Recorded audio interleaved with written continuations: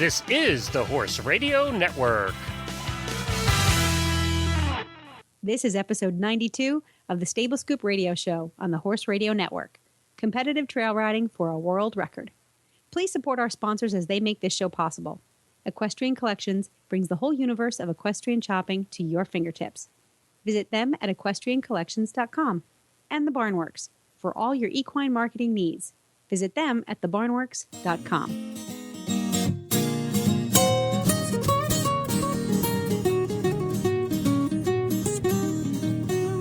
Welcome to the Stable Scoop, with weekly shows delivered right to you. With Helena and Glenn the Geek, live from the stable, it's every week. They'll bring you the news through hail or high water, while using their tails as their own fly swatters. So sit on down and laugh till you poop, cause it's time again for the Stable Scoop. Stable Scoop. The Stable Scoop. Stable Scoop. This is Glenn the Geek. And this is Helena B. And you're listening to the Stable Scoop Radio Show on the Horse Radio Network. Are you ready for a trail ride, Helena? I'm over ready. I'll tell you what, we're going trail riding today. And a big time trail riding. This isn't just your average everyday trail riding. This is new territory, huh? Yeah, this is competitive trail riding is where we're going today. And not only that, we're going to break a world's record today. So we're going to be talking about a lot of cool stuff that you and I don't know much about. That's not difficult to No, it really find. isn't that hard. And of course, before we get into all of today's stuff, we want to remind everybody about our other show, which you got to hear a sample of last week. You can hop on over to tackandhabit.com and you can hear Helena and I's new show all about horse tack and supplies and clothing and stuff. So I have been getting emails from listeners, including one of our friends here at the Horse Radio Network, Michelle Bergeron. And I don't know if you remember her, but she is from Right Lead Equestrian Center in Louisiana. Yes. And her husband was on the Horse Husband show this year. And Michelle is a fan of ours. She listens to all our shows, and she's been writing since day one. And she's actually become a good friend of my wife and I's. And she came into town last year with her husband, and we spent some time with them, and we went to the races and had all kinds of fun. And her husband and her are actually staying with us for the World Equestrian Games when they come up. Oh, good. Well, she wrote also, in addition to some other listeners, telling us about this American Competitive Trail Horse Association. And they do what are called competitive trail rides. And, I finally said, okay, we just got to do a show on this. Well, it so happens that they have this big event coming up and where they're trying to break a world record. So we thought it would be a good time to promote their event, to find out what it is, and to talk to some very interesting guests today. We actually are speaking with a couple of guests who know all about this. One is a lady who actually works for the association and also for Clinton Anderson. So she's quite interesting, and she is a very dangerous woman. Uh-oh. You don't want to make her mad. I wouldn't even consider dating her, to be honest, because no matter what, you're just going to lose in a fight. So we'll talk about that too. But then we're also going to talk to a gentleman who does competitive trail riding and is really set, unless all things go wrong, he should be winning the national title as the top competitive trail rider. But he has an amazing story. He just started riding a couple years ago, and he rides a mule.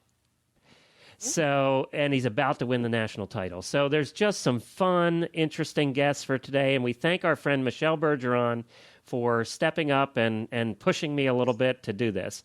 She actually judged at one of these events and just fell in love with it. So far, everybody I've talked to that has done one of these events across the country has fallen in love with it. This is something that if you and my wife lived closer, you would both get into this. This would be so much fun for you guys. We might both just get into it, and who knows, it might get us closer. You might be at the national championship. I could trail ride to Kentucky. There you go. And you're close to finding a horse after this. I think you've been looking for this horse since we started this show.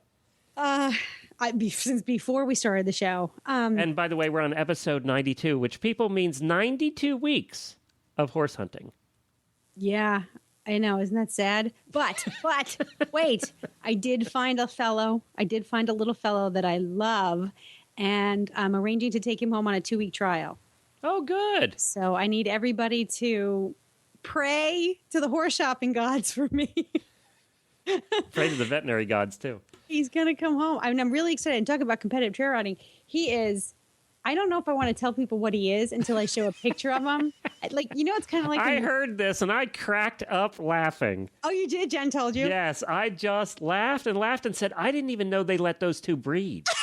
I know. Well, now you're going to have to say what it is. He is cute as a cupcake. He is an 8-year-old Arab saddlebred gelding. Now, this is just, does he have a little Arab face and a big long back? No. He has you can see Arab in him, but when you look at him, he doesn't scream Arab. He certainly doesn't scream saddlebred. I mean, I had no idea what he was crossed with. He has that sort of compact Arab body, so he's shorter than most from withers to croup, and he's got these dainty legs, but I don't even say they're dainty. They're solid, like they're. I don't know how to explain it. He's built. Is he 5-gated? No, he's just a regular riding horse. I mean, just walk, trot, canter, no gated anything. He doesn't have like that dishy face that most Arabs have. His tail doesn't go straight up. His tail goes up a little bit. Yeah, because both Arabs and they do that. So it does go up a little bit. It's not a very long tail, and his mane is kind of punky. It sticks up straight. There's not much to it. So what flavor is he? He is, I guess you'd call him like a blood bay, or like a bay. He's a bay, but he's more on the reddish side. So, I had pictured a gray Arab. What was it? Standardbred? Saddlebred cross. See, I had pictured a gray, and then I thought that would look really funky. Yeah, no, you can't quite tell what he is, but he's very handsome looking. He's put together real neat. So after all this time, you're buying a mutt. I've always wanted a mutt. Yeah, well, we've always had mutts, too. I don't have the resources to bring home a younger thoroughbred. I'm not quite there yet. You know what I mean? My house isn't set up. I don't have a ring at my place. It's can't do that. So I kind of had to get something that's a little. Well, I'll tell you what. We should. That's a good time to tease next week's show, right? Yes, it is. Why don't you do that? Because it ties right into what you've been doing for the last 18 months. The last 92 episodes. We're going to talk about horse shopping. And because like we haven't for the last 92 episodes, I've been giving a little bit of my horse shopping nightmares to everybody. We're going to get a vet on. We're going to get some professionals. We're going to talk to the folks who actually display your ads, like the Dream Horse folks and the equine.com people. And we're going to talk about how to write a good ad to sell your horse, how to market it, consignment barns. In fact, that's where I found this guy, was through a consignment barn. Well, I don't know anything about consignment barns, so that'll be interesting to know. Well, I didn't either. I mean, it is a learning process. I have to say it's frustrating. Shopping for a horse is frustrating. It's easier to find a husband. So but it's a wonderful. The husband doesn't have to pass the vet check? Yeah, probably. Maybe we should. Maybe we should put our boyfriends, our husbands through a vet check. Excuse me, honey, but are you ready for your pre-purchase exam?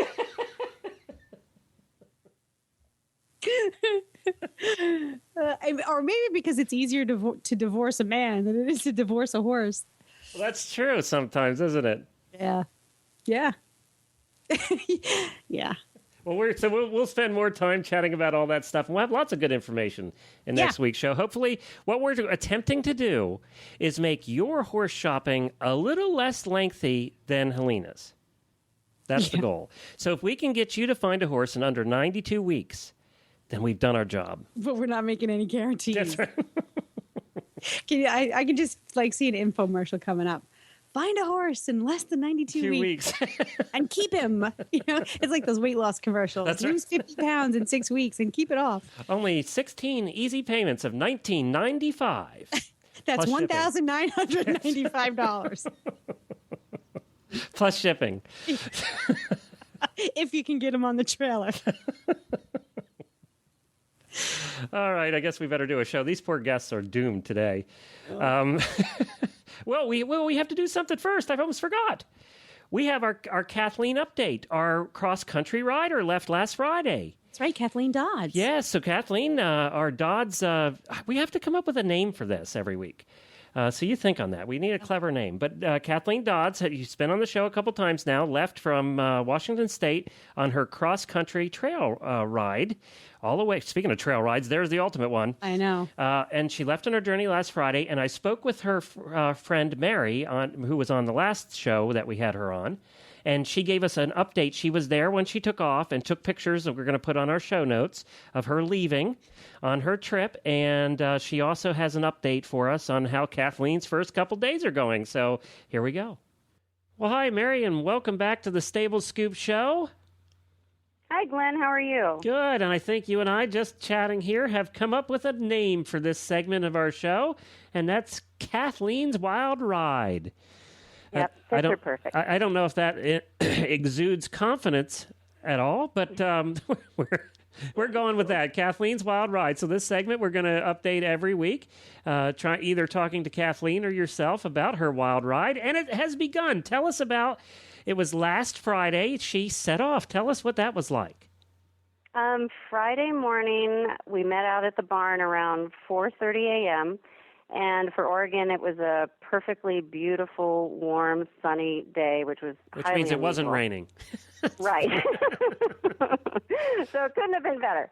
It was a good sign, I think. And the first thing we did is I walked her horse Strip up and down the aisle to make sure she got a little exercise before Kathleen left, and we checked her out, and she was looking pretty good.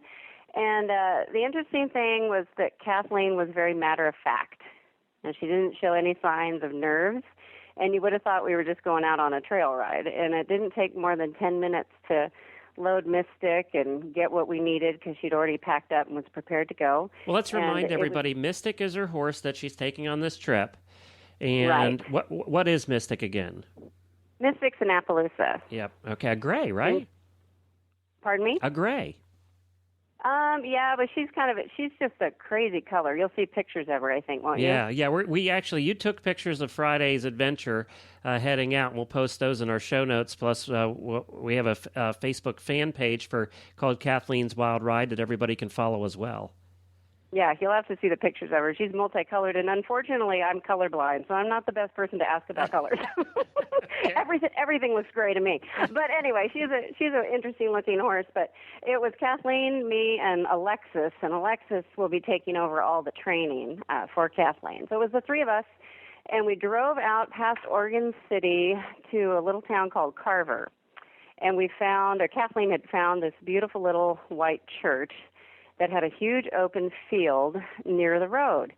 And it couldn't have been more perfect. It was just the three of us. There was nobody around. It was a quiet morning, and we just unloaded Mystic and started to saddle her up. And Solo, the dog, was just running around nearby. And the three of us were just quiet and happy and calm and serious. Is that the way she wanted it? Is that the way she wanted to leave? With everything quiet as opposed to a big group of people? Yeah, and she was really clear about who she wanted around and who she didn't want. You know, everybody loves her and she loves everybody, but she was clear about who the last people were that she wanted to see before Well, let's not put it that way.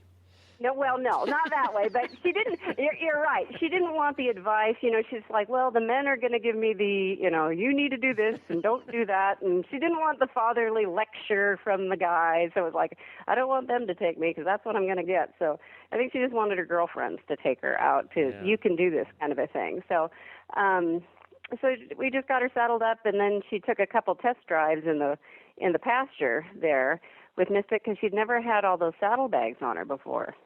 And Mystic was great. She didn't buck. She didn't act weird about having all that stuff on her rear end, and she was fabulous. And Kathleen thought, well, she's probably going to be a cow. That's her term, when she thinks the horse is going to misbehave. And she didn't. And she was amazing. And Solo actually was the one who was spazzing out about his saddlebags. I saw Solo. Solo is her dog, who is the amazing dog too. But was Solo carrying his own food? Because that would drive you crazy. Yeah, he was carrying his own food. Oh, well, no wonder. He's sniffing that the whole time. That would drive any dog nuts. I know. He's like an appetizer on legs now in case the bear comes by. It's like, ooh, double whammy. So, yeah, the poor little guy. But it took him... I was surprised in the pictures, to be honest, that Kathleen didn't have more stuff. That. Well, yeah. I'll tell you, she had... What you didn't see in the picture was she had a backpack on. And that was like the straw on the camel's back because the backpack weighed 20 pounds. And that was too much because it would sit on top of the sleeping bag that you can see in the picture, which comes up midway on her back.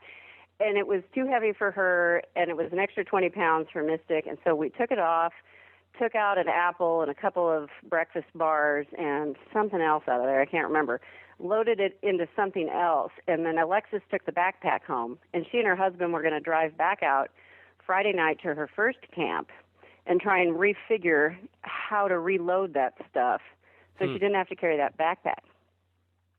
So after a couple test drives, we took those final pictures just saying goodbye, and there were no tears.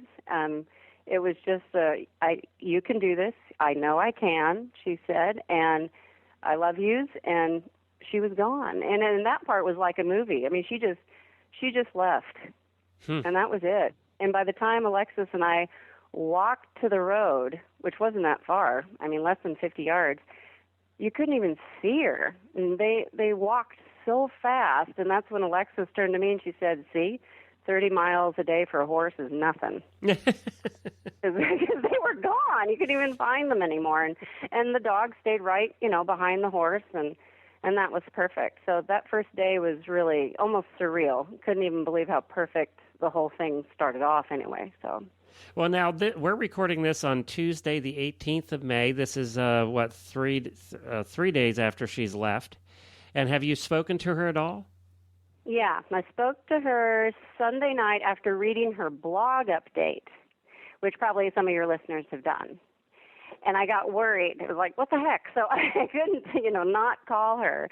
So what's happened now is that first day after she disappeared into the sunrise, she discovered that the street names on her maps were wrong. No. So she ended... Yeah, I know. Oh, no. Thanks, Dad, right? Because her dad did the maps, the civil engineer. So I don't know how that all happened. Sorry, Dawn. But she ended up adding 6 miles to her trip that first day and ended up double backing on a lot more pavement. So the Reader's Digest version is the dog, Solo's feet are all chewed up and blistered. So she's stayed overnight in Zigzag, which is partway up Mount Hood. Okay. With a friend, Allison, who used to be a student of hers. And she's staying at Allison's house so Solo can rest his feet. And Solo might stay with Allison until his feet heal. And Mystic's staying in a barn with a friend. And she was going to call Steve, our farrier, and actually have Steve bring her a pack horse. And the idea there is to have the pack horse haul all her stuff, and then she's going to carry Solo with her on Mystic so he can rest his feet, and then when his feet heal, he can walk a little, and then she'll carry him. Okay. So that's a pretty interesting thought. Now, here's the other thing. Oh, sorry. Go ahead. Oh, I was just going to say I had read her blog post too, and it sounds like the beginning of any adventure.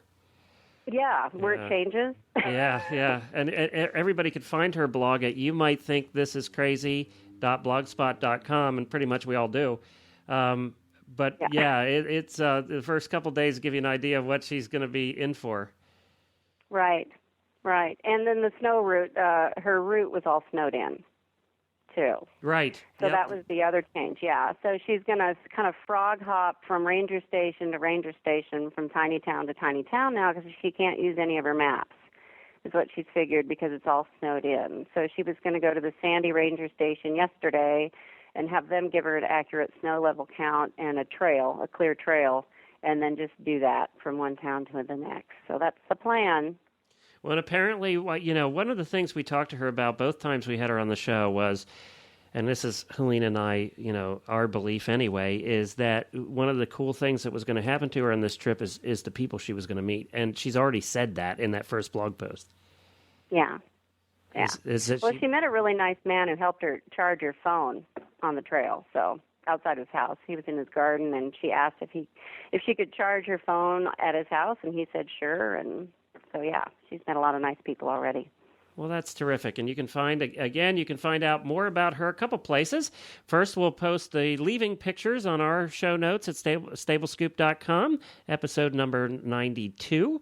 And then also you can go to Facebook and look for Kathleen's Wild Ride. It's a fan page there, and we'll post the pictures there as well, and we'll be posting updates there. And then she also has her blog. You might think this is crazy.blogspot.com. So we encourage everybody to check it out, and we're going to continue checking in with you on a weekly basis. So we'll get back with you again next week to find out what's happened between now and then. Should be interesting. So, all right, very well. Thank you very much, Mary, and we look forward to chatting with you soon. Sounds good, Glenn. Thanks a lot. All right, we're going to be back here shortly with our first guest. Her name is Tammy Sarantz, I think. She's Australian, now lives in Texas, has lived in Texas for quite a while. I talked to her earlier in the day. She's absolutely delightful, and she has a Southern Australian Texas accent. Whoa. Which is cool. just fun, actually. It was quite fun. Now, Tammy's a dangerous woman, and we'll get to that, too. But she also is the head of PR for the American Competitive Trail Horse Association, in addition to being a 60-time champion at something else. That's a cool job, head of PR for... Yeah, for a fun thing like that, she gets to go on cool trail rides everywhere. Well, we'll be right back after we speak with our friends at Equestrian Collections. We're excited to announce this week that Equestrian Collections has a new coupon code for listeners of the Horse Radio Network. As you know by now, if you need anything for your horse, the barn, or you, the place to find it is Equestrian Collections. They have a whole universe of equestrian shopping at your fingertips at a price you can afford.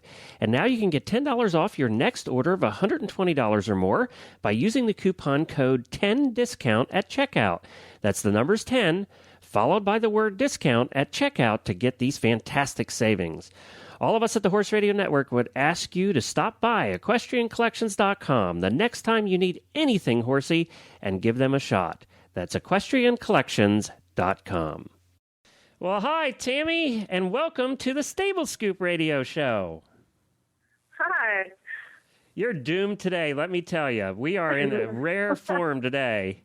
And I got to tell you, I've been introducing you as the most dangerous woman we've ever had on the Stable Scoop Show, and I believe that's true, by the way. We have not told people why you're so darn dangerous.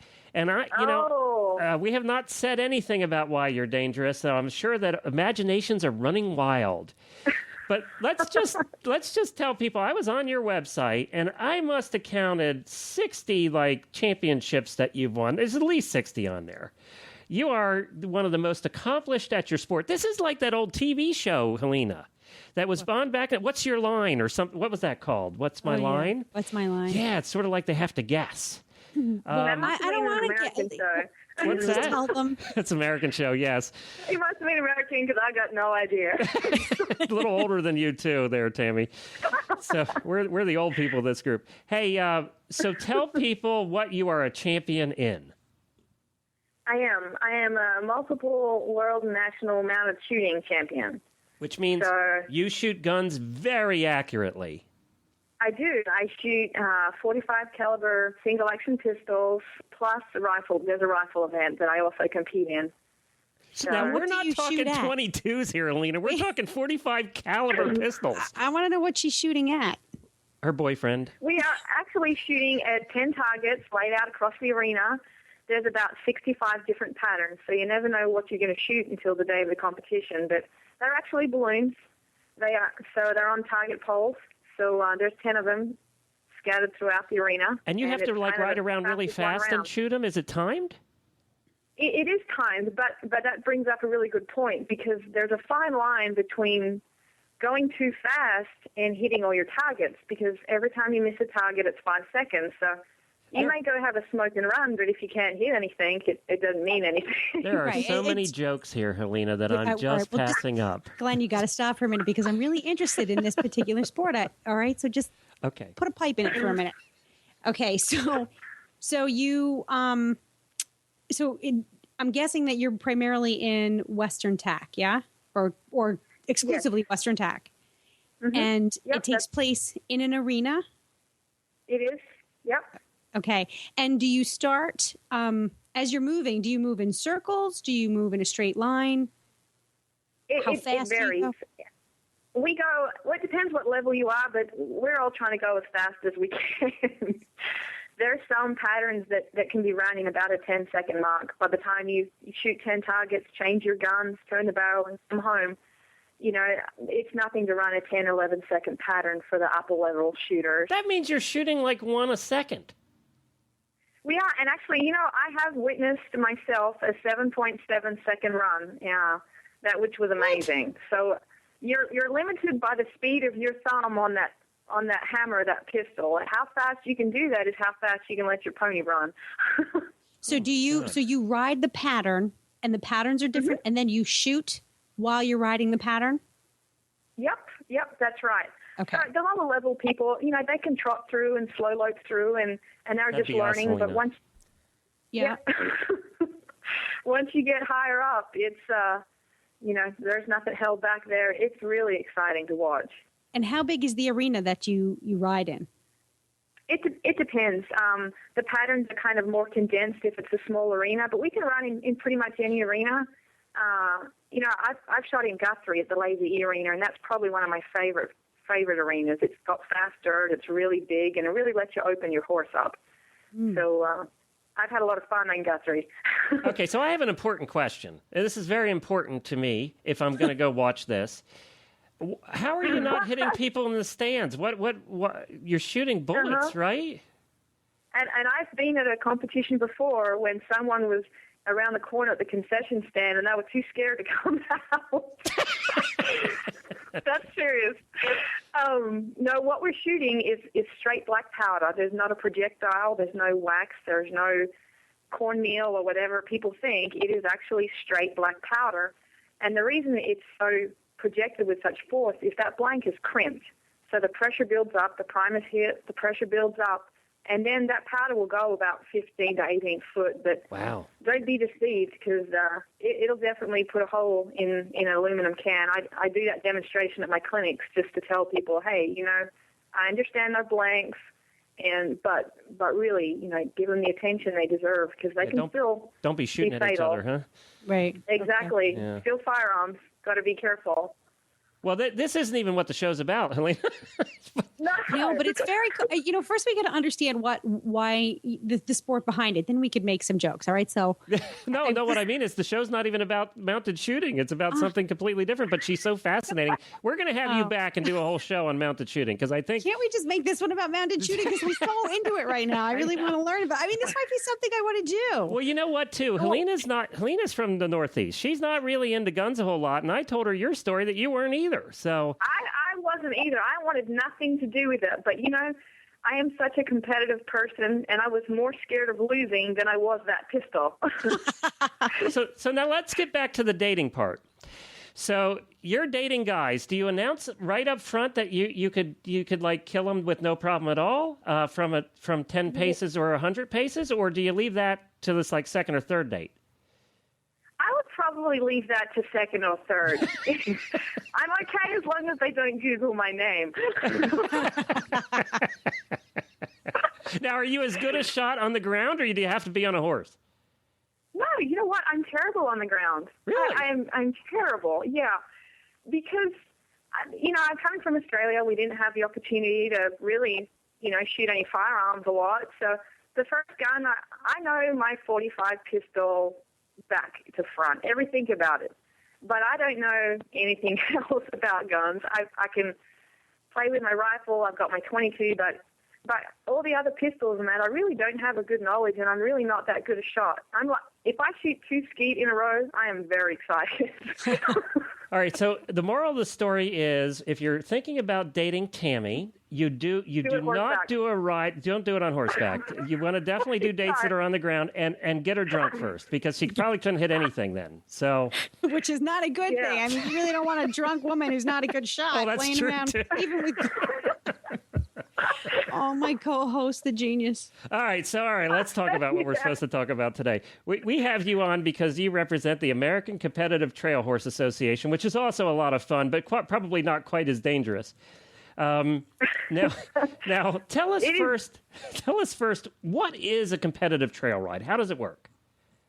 A competitive trail ride is a trail ride. It goes about 6 to 7 miles. It is not timed. There is about one obstacle per mile, so there's an average of about 6 obstacles. Each obstacle itself is timed. You have a 60-second time limit, and it's judged. But the actual 6 to 7 mile trail ride, is not timed. So you get to take your time, visit with your friends, have a great time. Yet there's challenges for your horse every mile, which is really exciting. So what are the challenges? What kind of obstacles? Yeah. What are you talking about? It's all different. We try and do natural obstacles because a competitive trail horse he has to negotiate things he would find on the trail. So you'll find things like crossing a stream or crossing a bridge, maybe riding up and down a hill. You'll back around some obstacles or maybe drag a log and open a gate. So they're all kind of things that you would find normally on the trail. Do you now when you said that it's judged, do you have judges along the trail at each of these obstacles, and they sort of keep score? Yep. Okay. Yep. Each obstacle has its own judge, and then we have entry and exit markers where a competitor will come in, and if you get more than one competitor there, they can wait for the next one, and each one is individually judged, and they award 10 points to the horse and 10 points to the rider. And once they've completed that obstacle, they can wait for their friends to get through if they want, and then they just all wander to the next obstacle. Okay, so it's not a competition between obstacles. The competition is the obstacles. Yes, and when you get back to camp and you finish your ride, each score from each obstacle is tallied up, and then you have your winner through that. So it's not an individual obstacle. It's the tally for the entire ride and how many obstacles were on that ride. This is our kind of competition, Helena. I know. It sounds a little bit like the hunter trials that we do up here. But obviously this is, hunter trials are more sort of to replicate fox hunting, field hunting. Yeah, but we really promote this for a casual competition. It's still competition, but it's something you can do with all your friends. And there's like the relaxed pace of it sounds kind of nice too. Yeah, that's what sounds good to me. You could stop, have lunch, and then continue on. Have lunch. Always about food. Always about. So the American Competitive Trail Horse Association, how long has it been around? Actually, this is our first. We're just completing our first year national. Oh, wow. We have had rides in Texas for a couple of years, but this is our first year to go national, and we have just had a tremendous growth. It's been really exciting for us. And you have rides all over the country now, right? We do. We are planning around 1,000 rides all over the country. We have rides everywhere you can think. We're going to have a ride, and all the rides are on the website. ACTA.us is our website. So all you got to do is ACTHA.us. Your Southern Australian Texas accent. My Australian Texan slang. So we'll put a link to it on the Stable Scoop website. Yeah. That would be great. So now this association's only been around a year, but you're doing all of these kind of rides. And our friends, the people who wrote in that have done these, everybody I've talked to that's done one absolutely loves it because of the friendship and how friendly they are. It is, and you also get to ride on places you wouldn't normally be permitted. Some of these rides do take place in state parks and trailways, but a lot of it are on private ranches that you wouldn't normally have the opportunity by yourself to ride on. So it's a great way to check out new trails.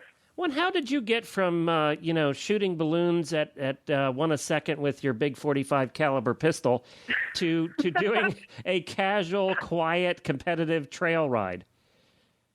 That is a story. I had a horse I was looking to buy at a polo player trainer, and he said, "Listen, I'm doing a polo match, just a little demonstration at the AXA trail ride. Come and look at the horse to buy." So I went and played my first hand at polo, which I loved. But actually, I didn't buy the horse. I didn't love him that much. But I did run into one of my students there, and she said, "Tammy, the next time I go on another one of these rides, you're going to have to come with me." So I actually took my world champion shooting horse, and I thought, what a great way for him to get out of the arena, relax, have fun, be with my friends. So it really done my horse as much good as it's been for me. So it was great to get him out the arena and let him take a break from the stress of timed events. And did he like it? He loved it. He loved it. So, but I wasn't quite sure. It was the first trial ride I went to. I missed the riders briefing because I didn't know everyone meets in the morning for their meeting. So I sat in my truck because I was too scared to get out and talk to anybody.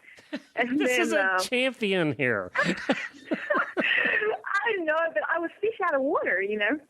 So, and then I got out and I thought, well, I better warm my horse up and make sure he's all tuned up, you know, and listening to me. So I went and made some circles and looped him down a little bit. Well, I didn't realize it was going to be 6 to 7 miles, so he really didn't need to warm up. But I have thoroughly enjoyed it, and I've actually been doing a lot more active work, and I still shoot off my horse, but this is just such a breath of fresh air for me, and I've really enjoyed it a lot. Your How horse many enjoys people the typically? quiet. How many people typically show up for a particular event? Is there a limit? It depends on what state you're in. There is a limit. We don't like to take any more than 100 riders because once you get over the 100 mark, then you get a little bit of backup at your obstacles. Okay. So we try and limit it at 100. And if you ride in Texas, it's really got a lot of support in Texas. And we've got a ride that's scheduled for the end of June, and it's already full. We can't take any more people. So it's really popular in Texas. And around the country, though, your average rider, you're going to have around 40, 50 people in the ride, which is perfect. Now, is it all Western, or do people ride English, or everything? Everything. And it doesn't matter if your horse is registered, not registered. You can ride a mule, you can ride a horse, you can ride English, Western. Ponies, doesn't you do matter, have to huh? have, yeah, it doesn't matter. As long as you have a saddle, that's in the rule book. We don't have very many rules, but you do need a saddle or headgear and the saddle. But we don't allow any head training devices like martingales or tie downs, or we just don't, you know, a trail horse should not need that, and everyone knows that tie downs are a big no-no anywhere with water. So we do have some simple rules for people to follow, but there's not a lot of them. You know, I never thought of that. That's such a common, I mean, that's such an easy thing. I would never have thought no martingales when you're going through water. Yeah, the problem with head training devices and water, a horse needs to put his nose up and stretch when, and we never ask horses to swim on our obstacles. We don't do that. That is not an axe or obstacle. Any water we have is very shallow. It won't require a horse to swim at all. But, you know, if you do happen to be on a trail somewhere in water, a horse can't stretch his neck out and swim, and he can actually drown from wearing a tie down in water. So. Yep. Yep. So no, that it's not makes one of our obstacles, sense. but it's just common trail knowledge, you know, that everyone should know. Yeah. And now you guys are actually doing a sort of a year-long competition here where people can earn points and then actually become like the national champion, right? We can, yeah. We are having a high point champion. So, and actually we're giving $25,000 away to our high point winners, plus they get $5,000 is going to be awarded to a national horse charity on behalf of the high point winner. So all right, this is it, Helena. Now we have to do it. I'm looking at I'm listening to her. I'm looking at some of the obstacles, and I'm so eager to try this. Oh, it's, you know, and it's also important to know we have different divisions in AXA. We have the open, we have pleasure, junior, and buddy. So what that means is the open are going to be your hardest, but they're all doing the same obstacles. An example of this might be a gate, and the open division has to go up, open the gate with their right hand, close the gate, and that's the obstacle. Well, the pleasure, which is an easier division, they do the same obstacle. They may have to just go in and open the gate, and then they're allowed to leave the gate open. So they're doing the same obstacle, just the pleasure division. They do a little easier variation of the same obstacle. And then we have another division called buddy, and that's either someone who's a green rider or a green horse, or they just don't want to do the obstacles. They just want to go and ride the trail, and so that's a great division for, you know, people who don't have a horse rider in their family. They can still bring them on the trail, but if they're just really green horse or green rider, they still get the experience of going out. So it's a great division. Let's say if you're a student, you can go with your instructor, and that would be the buddy division. Yeah, yep. if you didn't want to do the obstacles. Yep, buddy is just somebody who's not doing the obstacles because they're a green rider, green horse, or they just want to ride the trail. Okay. So Right. There's a division missing. There's no out-of-shape co-host division that I see here. that might be Buddy. Or don't you want the barbecue division? Yeah, the Glenn, where you barbecue. can Is there a stop and barbecue at the end? I'm cook really up some thinking ribs? food already. Yeah, you can just Cook stay up at ribs. camp and cook lunch if you want. And we need the horse can be my husbands buddy. division where you don't have to ride at all. I'd be your buddy, Tammy, because I know if we came across any snakes or bears, I'd be safe.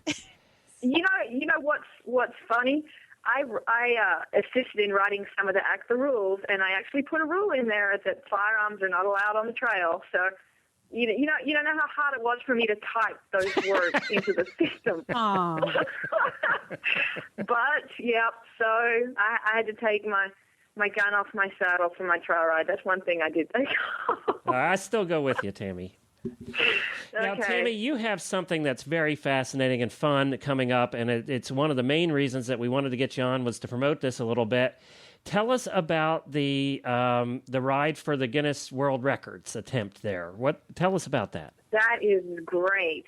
We decided to try and do a Guinness World Record attempt, and we are going to break the record of the largest competitive trail ride ever in history.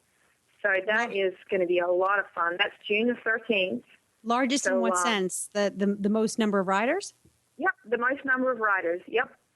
And it's, So, as I understand it, there's 61 rides in 50 states, so it's going to be spread out all over the country. Yep.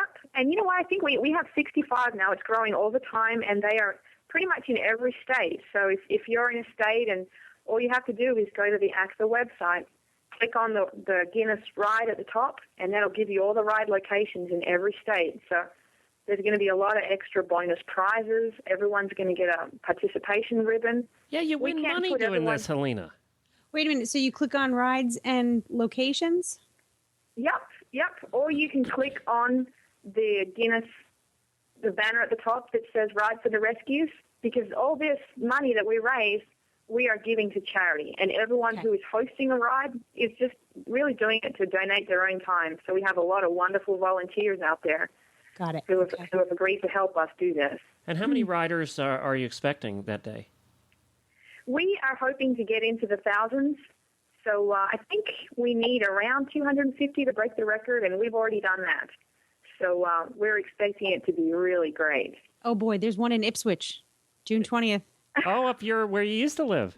Yeah. Yeah. Well, this is just fascinating stuff, and we're going to be back right after this commercial from the Barnworks.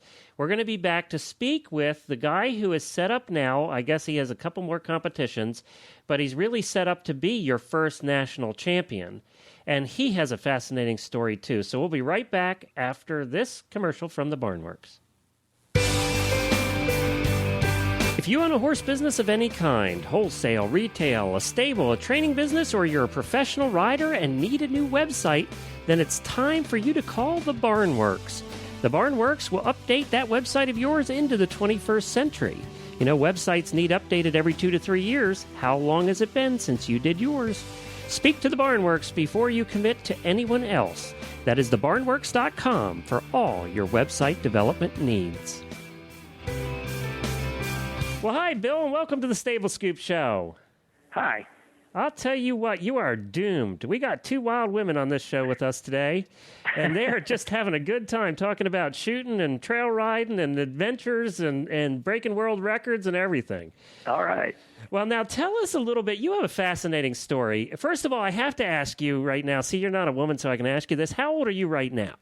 I am 59 and a half. Okay, and at what age did you start riding? Well, I started riding actively in 2006. So you were 57. About at 55. 55, okay. Yeah. You hadn't ridden before? I had ridden about 30 years ago. Could get on and get off and start and stop, and that was about it. I had an old mare that this was probably a little over 30 years ago, and had no one to ride with, and really knew nothing. So what made you want to take up riding again? Well, it's kind of a passion I had that I'd always wanted to do, and wasn't able to pursue it earlier because of raising a family and a business, and just didn't have the time. But as the kids got grown and the business got good, why, it opened the door for me to pursue my lifelong dreams. Can I ask you real quick what your business was? In the construction business. Okay. So now you took up riding, and how did you do that? How did you go about taking up riding? Well, I'd been fascinated by mules, and I had purchased one at a sale barn, and had a real experience with that, and went through a couple of pretty rough mules that had, the reason they were at a sale barn, they'd been roughly handled, and I discovered early on that rehabilitating something that's been mistreated was a long, hard road. So I finally bought a pretty nice one, and started trying to do some trail rides, and discovered pretty quick that maybe those weren't the best venues to learn something on. A lot of craziness going on, so I kept searching, and I discovered the ACTA group. And that was probably late 07, and went to a ride and went, wow, this is the neatest thing I've ever seen. So I was kind of scared to death, didn't have any friends or know anybody there at the time, and was fairly well received. And I think that was the end of their first year I went to a ride. And then in 08, I didn't go to every ride, but I went to a number of them. And I was taking riding lessons at the time, and discovered that I was learning more on an ACTA ride than I was at a month of lessons. So I realized quickly that I needed to forego the riding lessons and just concentrate on going to the ACTA trail rides. And it just got better and better. So now you're a couple years after learning to ride, and you're positioned to be their first national champion on a mule. What's the mule's name? Her name is Revlon. Aww. What made you decide on a mule?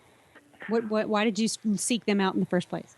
Well, I was sort of fascinated by them, their history and whatnot, but also I've got a really bad back, and I thought that had heard that the mules ride pretty smooth, and their shoulders operate a little different than a horse's does, and just really liked their personalities, and kind of just stuck with them. And are they indeed a smooth ride? I believe they're pretty smooth. Did your back still hurt when you're doing this now pretty seriously, so how is your back holding up? It's actually gotten better. I knew you were going to say that. That's great. Therapy in the saddle. Well, that brings me to another question, Tammy. Are there shooting mules? There are. I have seen them. I have seen shooting everything. And we have a lot of gaited horses, too, for people who also have back problems. So there's a lot of gaited horses that shoot, and there's actually a lot of gaited horses that ACTA ride, too. So everything's welcome. I think that's something that we didn't bring up yet, Helena, was, the mission statement for the Horse Radio Network is uniting the horse world one show at a time. And truly, the mission statement is almost the same with ACTA, because it's everybody. It's English and Western and Arabs. The second place, Bill, I heard that you have a good friend now who's in second place behind you, and she rides an Arab, right? That's correct. In fact, she was the first lady that I rode with at the first trail ride. Just by hapstance, needed to kind of buddy up with somebody and asked if I could tag along with her and another lady, and here we are 2 years later, both of us doing quite well. And I think the neatest thing about ACTA is that, I've gotten better by competing against myself. I don't go out to compete against anybody else. I compete against myself to do better with my animal each week. And I think the other people that are doing well sort of do the same thing. The neatest thing is that we went to a ride a couple of weeks ago down in Junction, Texas, and the three people that are the top three people, we all three ride together, and we critique each other and help each other out, and I don't know of anything else that I've ever done where I could have that type of camaraderie, and that's been really the most attractive thing besides going to all these neat places, ranches that we would never get to go to on our own and or wouldn't even know about, and neat parks that we've ridden in. To go in there and doing that for the kind of money that it costs to do it is there's not a better bang for the buck out there. And like I say, we've met so many neat people. I've ridden in 6 states this year and not gone anywhere that don't have people to go back and see now. And I've never experienced that before, so this is so exciting to me to keep doing it. Makes the construction business seem kind of boring, huh? Oh, yeah. I'm glad it slowed down, as a matter of fact. But you haven't. Try to get the good, take every negative and turn it into a positive, so I get to ride more now. Yeah, Bill, we talk a lot about horse husbands and horse wives. Well, obviously your wife, are you married? Well, actually, I'm not married, but I've met the love of my life at one of these things. Oh, so, see? It just gets better and better. Well, we need to have him back for the Valentine show. Wait a minute. What better marketing tool? This man's back has been fixed, improved, and he's found the love of his life. I mean, what else do you need, people? Get out there and start riding. Well, life can't get any better. Well, that's terrific, Bill. Congratulations. Well, thank you so much. Well, now, I do know that we have an offer, don't we, Tammy, for our listeners? We do. The AXA membership is $25 from individual, and we're going to give 2 away to whoever would like to email in. That will give them a free membership to AXA. And then that $25 membership, and that's how it is. It's $25 for an individual. You can register a family of 2 for $40. But for that $25 membership, you get $25 in AXA bucks. And this is a system that AXA came up with. So when you earn AXA bucks, it means you have credit to spend at any one of our sponsor stores. And we have some great sponsors. So, and then you get an extra $25 as a new member to spend at Cavellos, which has been just a wonderful sponsor for us. Yeah, Cavellos that's a good deal. Lots of bang for your buck, like Bill said. So you spend $25 and you get $50 worth of stuff. Exactly. Yep. And we're going to give that's not a better deal. And you're giving 2 of those away to our listeners, and they can write in. We're going to just take the first two lists. Well, actually, let me do that differently. We're going to take like the 10th and 20th person who writes in, and they need to write in to Glenn with 2 N's at horseradionetwork.com. Just send an email saying you want to win that membership to the Competitive Trail Association, and we will make sure that those winners, we'll announce that next week, and we'll make sure that those winners get their memberships, and we really appreciate you doing that. Oh, you're welcome. There's $1,200 in prizes that we give out to every one of our AXA rides. We have a cash jackpot in the open division, so we have a best groomed award. So there's a lot of really good stuff that we give out to our AXA's riders. Our members are spoiled, and that's a great thing for us. And the other prize that you're giving away is one of the .45 caliber pistols that you use in your shoots, and the only one eligible win is me. So, email Glenn. Bill, I think go ahead. Our world record ride that's coming up on June the 13th, we have a lot of extra goodies in that ride. So we're at Muddy Creek. Reindeer is one of our sponsors. They're giving away 2 dog raincoats for every ride. And then every rider who signs up for our world record attempt, all they got to do is sign up and join the ride, and they will get 50% off a purchase at Cavellos. Wow! So, and that expires June the 20th, but that's just for every single rider. So Cavellos has been an awesome sponsor. And then we also have Robot Bits, who has an amazing pinchless bit, and they are giving bits to first place in every pleasure winner nationwide. So there's a lot of extra stuff to really come and join us for our world record attempt. And Bill, are you going to ride in that ride, the world record ride? You bet. You bet. We'll be there at Bandera, Texas. Good. Well, and Bill, so you would say that probably this is one of the neatest things you've ever done in your life, from what I would gather. It truly is, Glenn. I don't know. I can't say enough about it because it's been such a enlightening time for me. And I've learned so much, like I say, in the adventure of going to all these neat places and just meeting all these great people that have the same thing in common. And really, this is just about, horse and rider becoming one. It seems to be more of what I was interested in. I wasn't interested in big spurs and big honking bits. I was interested in communicating with my animal, and this is where I've learned to do it. Well, that's terrific. We want to thank both of you for joining us. This has been so much fun today, but hard to believe, Helena, we're actually running out of time here.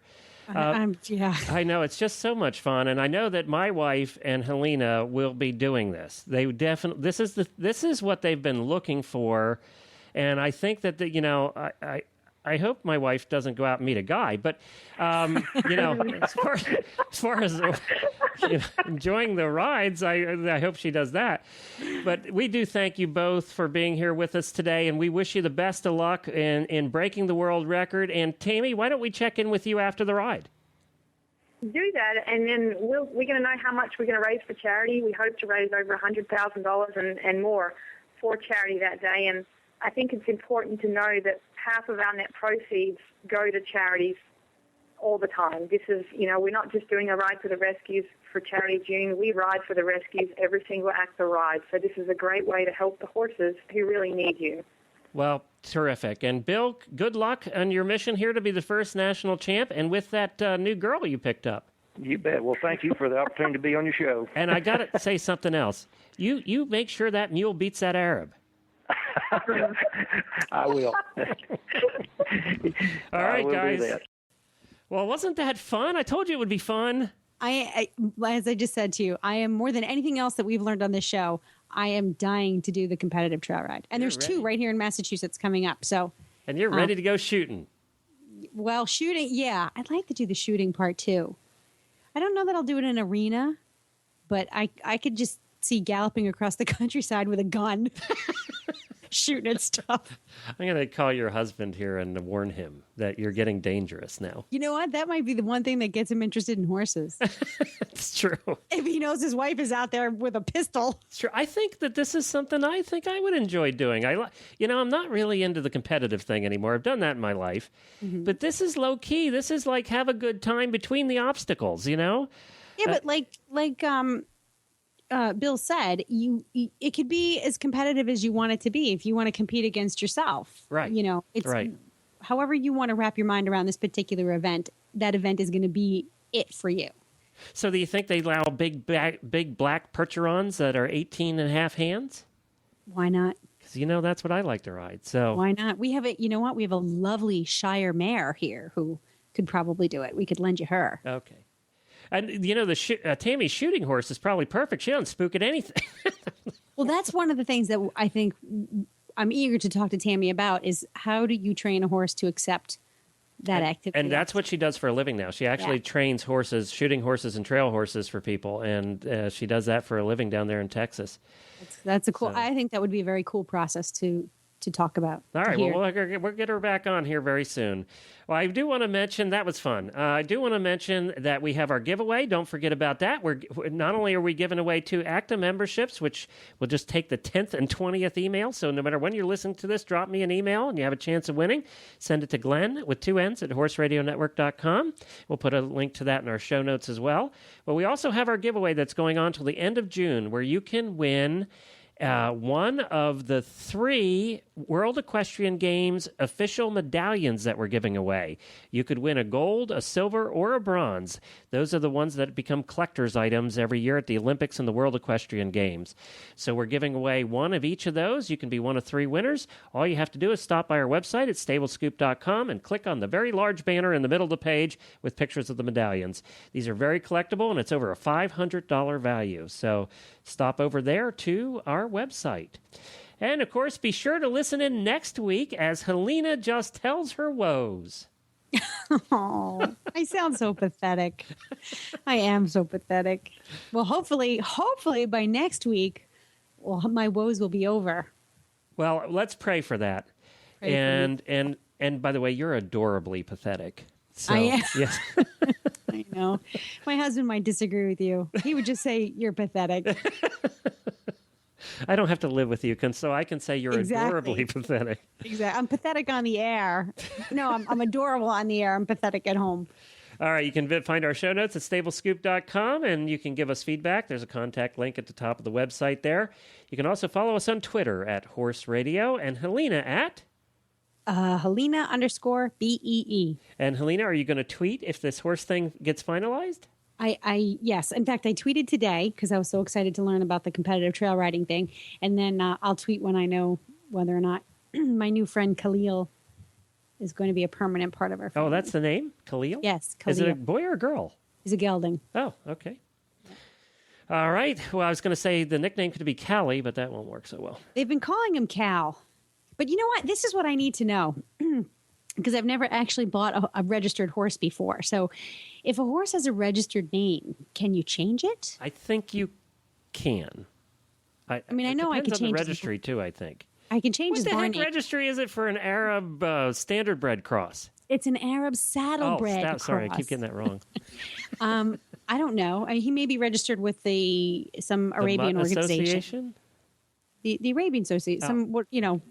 I think if you have any kind of Arabian in you, both breeds probably have their own very important registries. So I'm not sure which one he's registered with. It may be both, but I would like to change the name, I think. All right, good. Well, that'll be a whole nother show on horse naming. I don't want to jinx it either. It's like, you don't want to jinx it. So pray, everybody, pray to the horse shopping gods for me, please. Yes, please. Thank you. We don't want to talk about this anymore. All right. Be sure to visit all the other great shows on the network at horseradionetwork.com. And don't forget about the new Western radio show, which is taking off and a lot of fun. It's been a joy to listen to, and it's been a joy to work with the two hosts over there. They are doing a great job. So visit westernradioshow.com. And Helena and I, new show at tackandhabit.com. Like you don't get enough of us on Stable Scoop.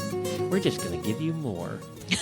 Well, Helena, we'll be back next week to learn all about what to do and what not to do in your 92 weeks of experience hunting for a horse. Yes, there's no better expert on that scoop. Or maybe there is. And we'll have him on the show. Bye, Helena. Bye.